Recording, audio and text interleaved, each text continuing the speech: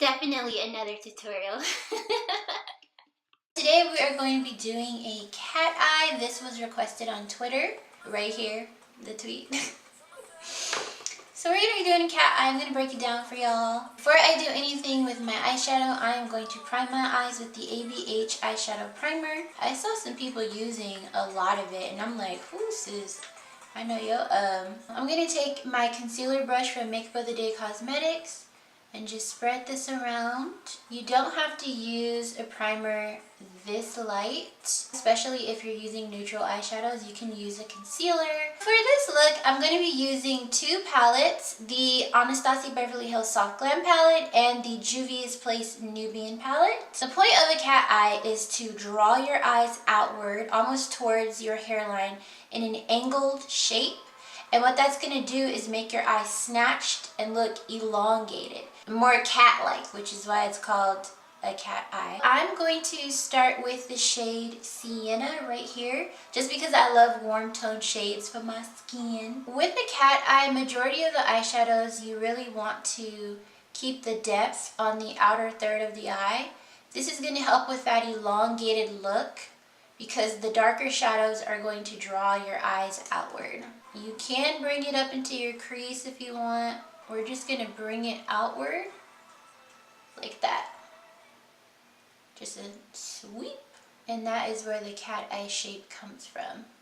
Now the cool thing about cat eyes is if you want to make them really dramatic, you can actually bring this eyeshadow kind of upwards towards the front of your brow, or you can just leave it like this. What I'm going to do is take my JUVIA'S Nubian palette and I'm going into the second shade right here, and I'm just going to tap that right on the edges of Sienna. And if you're wondering why I'm tapping the eyeshadow in instead of just going in blending, when you tap it in, it allows the pigment to maintain its opaqueness or how vibrant it is. When you go in blending instead of packing, it kind of all just dusts away. And that requires a lot more blending. I'm also going to take the same eyeshadow and come up over here just to make sure that I don't see any white primer. You can do that with an eyeshadow or a flesh tone powder. Like I mentioned before, whenever you're doing a cat eye, you really want to make sure all of the depth stays on the outer corner of your eye. You can bring it a little bit in to give yourself more definition, but you really want to make sure that all of the depth is on the outer corner because it's going to dry your eye out. I am going to take my ABH Dark Side eyeliner, following the same pattern as the eyeshadow, make a nice little short line. You don't want this to be too big, because if it winds up being too big, it'll take over the entire eye look. And unless that's what you're aiming for, you want to avoid that. So less is more. Alright, so now that I've got that on there, I'm going to take a dual fiber synthetic brush and I'm dragging downwards, very gently, might add, dragging downwards while pulling upwards. I'm sweeping my brush across the black eyeliner, and I'm also dragging it slightly upwards towards the tail, okay? And what this does is it prevents the eyeliner from going in areas where you don't want it to be. So like if you were sweeping out instead of downward, you might wind up with patchiness. Whereas since I'm blending downward, I'm going up, but I'm blending downward, it allows me to have a really smooth transition. I'm going to take a natural hair brush. These brushes are really good for packing. I don't like them for blending, but I do like them for packing. From the JUVIA'S Nubian palette, I'm going to dip into this shade right here. So I'm going to take a little bit and follow the black eyeliner. If you put black eyeshadow on top of this, it's going to stand out really, really nicely. But I'm going to use brown first so I have a nice transition. And I'm just going to take this in at an angle towards my lash line. And I'm doing that because it's going to contribute to that drawn out cat-like look. It's all about angles when it comes to cat eyeshadow. It's almost like a triangle. Everything's coming in like this. Now I'm just going to take my brush from earlier, the side with all the eyeshadow, and I'm going in the crease and out. So right here, and out. So I'm going to take the brush that I use with my eyeshadow primer, and I'm just going to press it in right up in here. And I'm doing that because it'll smooth out the primer for me without picking it up.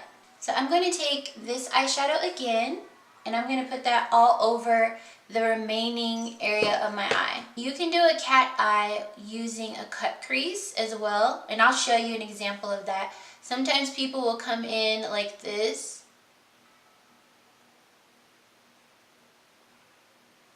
and they'll make a nice little line, you know, and it's real cute cat eye. Personally, I like to blow my eyeshadow out a bit. I feel like it just looks nicer for me, especially since I have so much space, apparently, allegedly. And you want to make sure that you're blending this into the outer corner. That way it's super seamless. This is really cute. It's like peachy, soft. I don't know if I want to add eyeliner yet because I do like the way that this looks.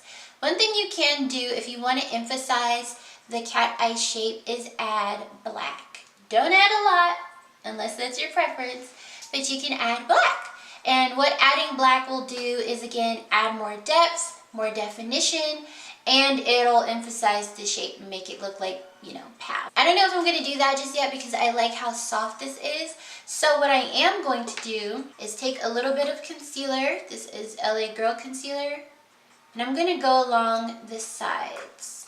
I'm not really fond of like the sharp look on myself, mostly because I feel like it's really dramatic. Whenever I like to add eyeshadow to my lower lash line, it just doesn't look right to me having the sharpness and then the fuzziness.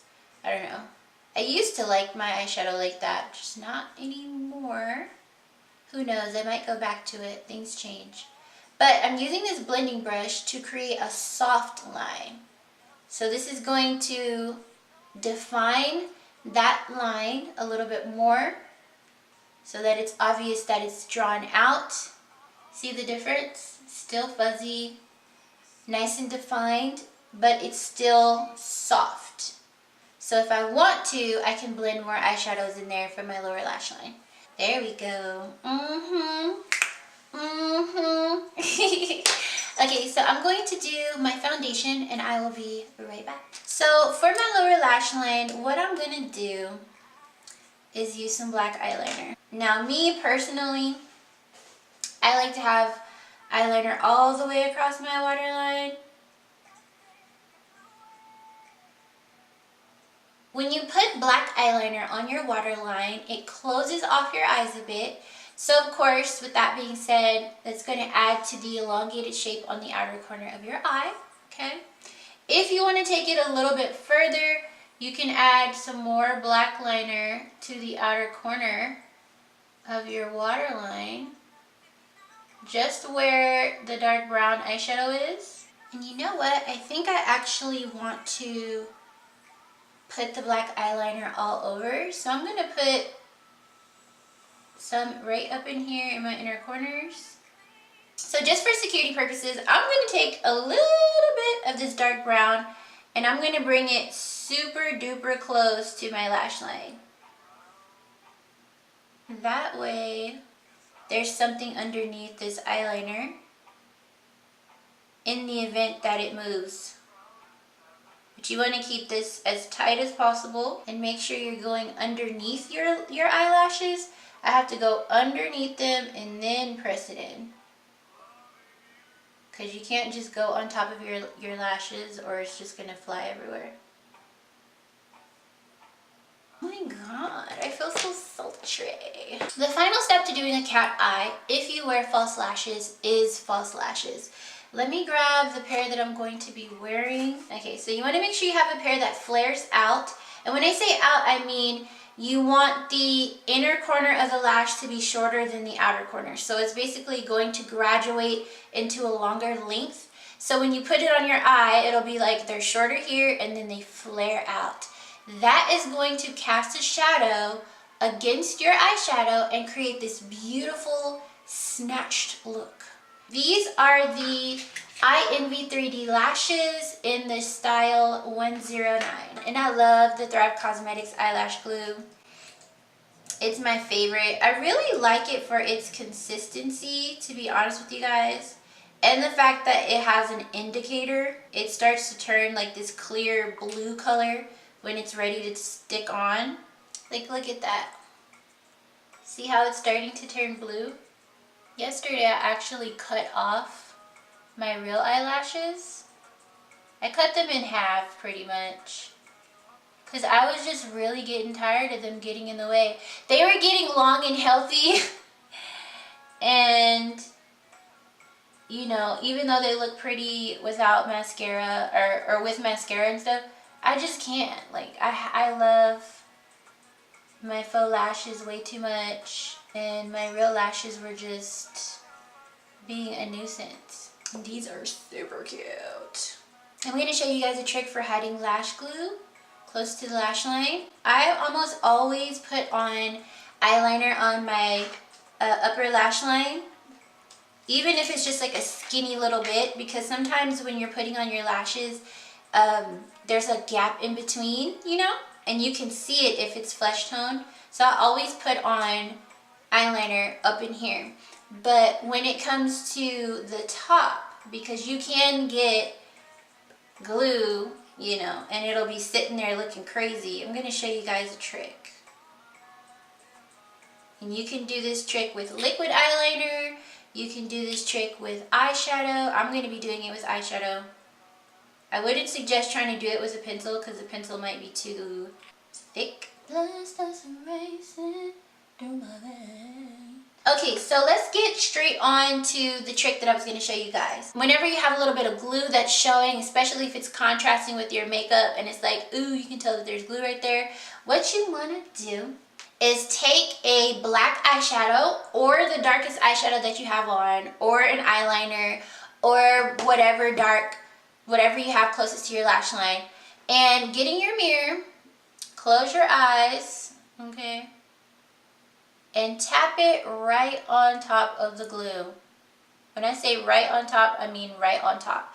And you want to use a really skinny brush or a really skinny eyeliner for this, because you don't want to accidentally mess up your eyeshadow like I just did. I'm gonna blend that out. Yeah. And what that's going to do is, obviously because the eyeshadow is matte, it's going to mattify the glue. It's going to make the glue matte and not shiny anymore, which will also mean that it's not as visible or visible at all. And I like doing this too, even if the glue is still kind of wet, because it's like sometimes you don't have time for all the glue to dry. You just be like, all right, we on here. This also gives you an opportunity to camouflage your lash band a little bit better. Like I'm going in right up in here. Okay, so now it's time for mascara. I actually have been enjoying this NYX mascara. Exploring all the drugstore brands has proven to me that, you know, they're not that bad anymore. Back in my day, drugstore products were good enough as far as quality wise, but they were not compared at all to name brand products. Now they're much, much better, and honestly, I'm grateful, because a lot can be done with these drugstore products, you know what I mean? Especially if you can't afford all the high-end stuff. And I will tell you from personal experience, just because it's name brand doesn't mean it's good. And it doesn't mean that it's better than the drugstore stuff. Even if you love wearing high-end products, you definitely want to always have a drugstore alternative for your favorites. So when you don't want to wear your high-end makeup, you have a really good quality drugstore alternative. I'm going to line my lips with Morphe Cosmetics lip liner in the shade Vibes. And I do overline mine, mostly because when I rub my lips together, the line gets messed up anyway, so I just overline so that doesn't happen. For my lipstick, I'm going to take Makeup of the Day Cosmetics DESNUDO. This is a really, really pretty nude. They have I think they have 5 shades that range from the lightest to the darkest, and they're basically nudes made for women of color. I I love this one though because it's light enough and it blends so good into my lip liner. I also like the formula because it's super thin. I don't like lipsticks, liquid lipsticks that are thick because they tend to crack. Crack. Girl, yes! We snatched this. When you're done with your makeup, that's the time you want to go back in and do any additional touch-ups. For example, I always like to come back in to my inner corners whenever I have matte eyeshadow on top of my lid, because when I'm applying foundation and stuff, it has a tendency to fade it out. So I'm just gonna add that back in the mix. Because I do brows before foundation, I just like to make sure that I have all the little hair strokes that I like. Not that they get rubbed away or anything, but sometimes when you're putting on powders and things like that, it can just soften the front, and it just adds a little bit more definition. So I'm going to mist my face actually with the MAC Fix Plus. I don't really need it on my forehead, but if you're curious, I'm wearing the AMREZY highlighter today. Normally I don't wear highlighter, but I do love that one. Yes. Ooh. I hope that you guys learned something from this tutorial. Thank you so much again for requesting it on Twitter. Y'all know I love y'all on Twitter and on Instagram and on YouTube. If you did enjoy this video, please give me a thumbs up because it helps me out a lot. And don't forget to share this video with your homies. Check out the next video, subscribe, and I will most certainly see you guys next time. Yeah. Alright. Peace.